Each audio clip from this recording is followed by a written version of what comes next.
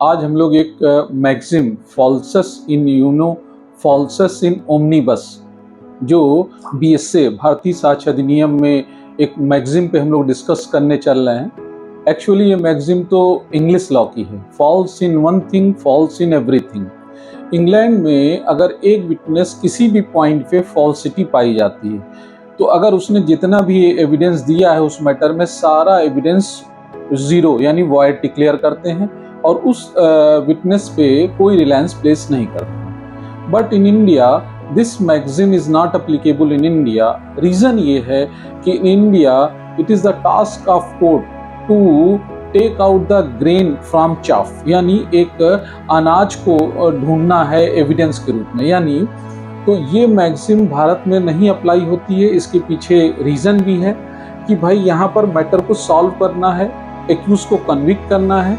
This is why section 157, if we read section 157 subsection 2 of BSA Bharatiya Sakshya अधिनियम which provides that actually section 157 relates to hostile evidence, यानी if witness become hostile तो उसकी evidentiary value बताता है। But 157 subsection 2 provides exception to this main section और कहता है कि जो विटनेस है, विटनेस ने कुछ मामलों में होस्टाइल यानी झूठ बोला है पर कुछ मामलों में उसने सही बोला है, तो डॉक्ट्रिन ऑफ सेवरेबिलिटी या ऑपरेशन लगाकर आप जो वो उसकी ट्रुथ है जो ऑथेंटिक है उसको लेकर एक्यूज को कन्विक्ट कर सकते हैं। इस पे भूर सिंह का भी केस है।